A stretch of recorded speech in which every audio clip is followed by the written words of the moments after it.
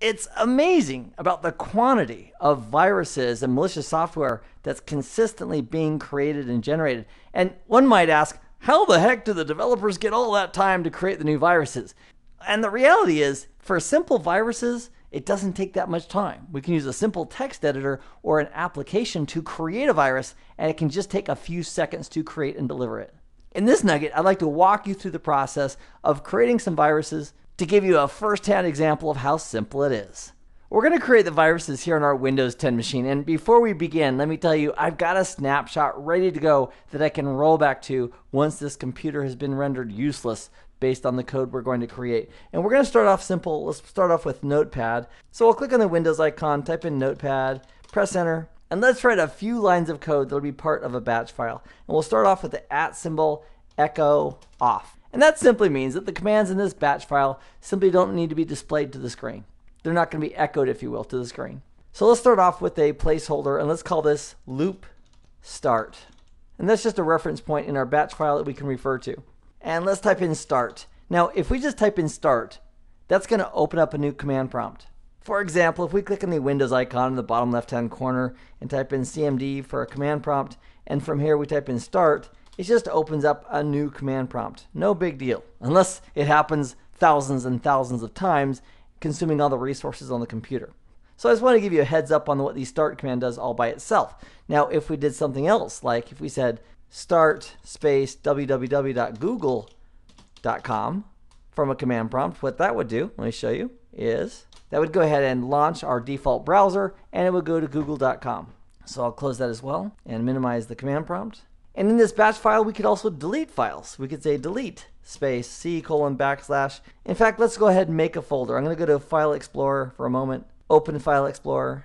And on the C drive, let's make a folder. I'll right click and do new folder, and let's call it important.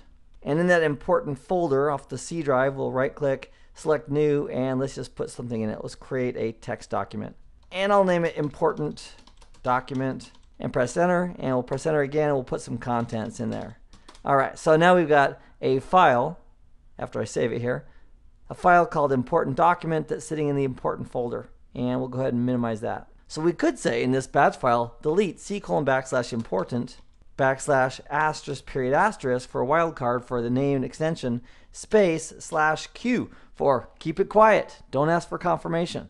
Now, instead of the important folder, we could also point to some other folder on the file system and attempt to delete those files as well. And then we can just have this batch file loop back to itself with the command go to space and our label of loop start. So with this batch file, it'll open up a new command prompt. It'll launch a browser session to Google. It'll delete files in the important folder, and then it'll go ahead and loop back over and start again. And this will keep the system so busy that it won't be usable. So let's go ahead and save that. We'll do a file and save as, and let's put that on the desktop so it's easy to find, and let's call it MS for Microsoft Access Keys.txt. And as far as the file type is concerned, I'm going to say all files, and I'm going to name this .bat. And because the .bat is a known extension, by default, this Windows operating system is going to hide that extension from the viewer. So I'll go ahead and click on Save, and we'll close that text document, and there it is. MS Access Keys.txt. So if we were to click on that, which we'll do right now, it's just going to open up tons and tons of command prompts and tons of sessions out to google.com, and effectively this computer is pretty much unusable. And I guess it just gave up because now it's just a black screen. So I'm going to take this virtual machine out of its misery. I'm going to exit full screen mode here. And regarding that Windows 10 computer, I'm going to go ahead and restore the previous snapshot. Click on yes, and that's going to take it to its previous state, which is powered off before any of the changes that we just made. And then we'll power it back on, and we can create another piece of malicious software. This time, let's use a virus creation tool. In preparation for using a virus creation tool and application, I'm going to turn off Windows Defender so it doesn't recognize it as malicious software that's creating a virus, so we can actually do the demo. So we'll click on the Windows icon in the bottom left-hand corner. We'll type in Defender, and then we'll select Windows Defender Settings, and I'm going to disable real-time protection on this system. That way we can run the virus creation tool. And with that done, I'm going to go to my downloads folder. And in the downloads folder, I've got an application called Terabit Virus Maker. And there's lots of different virus makers out there. And it is very likely that if you download one and aren't careful with it, it may have some trojan and malware in it as well that's infecting your system. So for the Terabit Virus Maker, I'm still going to run the setup. Again, Windows Defender has been turned off. I'm going to accept the defaults, click on yes, and now it's installed. So we can close Explorer, and then here on my desktop, I've got an icon for the Terabit Virus Maker. We'll launch it. For this demonstration, let's go ahead, and I don't want to disable Task Manager, and I don't want to avoid opening up Notepad, and I don't want to spread with removable devices. But what I do want to do as a simple demonstration is let's avoid opening Calculator if this virus is running. So we'll put a check in that checkbox. And as far as the demonstration goes, that'll be sufficient for our needs. If we wanted to bind this virus with another application, we could go ahead and browse for a file to associate it with another file. For right now, we're just going to go ahead and create the virus and run it natively. We can create a fake error message. We can customize the title, say caution. And here we'll just put in this is our custom message. And then we can specify the type. Let's call it informational. Then we click on test. We can actually see what that message looks like. So when the virus is executed, we can customize a message that comes up to the user. And it's not to tell the user about the virus.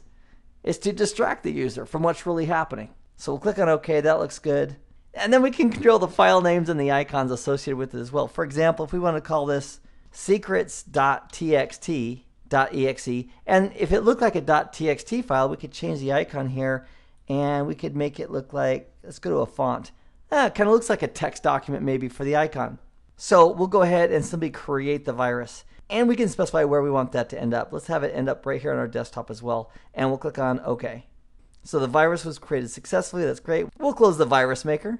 And there's our secrets.txt file. It's really an executable file. If we right-clicked on it and went to File Properties, and here we can verify that it's secrets.txt and the true extension is the .exe. All right, but our user may not know that. So just for grins, let's go ahead and verify before we're running the virus that we can run calc. So I'm just going to click on the Windows icon, type in CALC, press enter, and sure enough, calculator runs. And that's because the virus hasn't been executed yet. So let's launch the virus. So we'll click on secrets.txt. There's our message. This is our custom message. The user says, oh, okay. And now if we click on the Windows icon in the bottom left-hand corner and type in CALC and press enter, calculator is not running. Let's try that again. We'll click on the Windows icon, type in CALC, and make sure we click on calculator, and calculator is not running. And that's because the virus that we created and delivered is now running on this infected machine. In this nugget, we've demonstrated that it's really simple, either using command line and code or applications to create a virus to infect a system.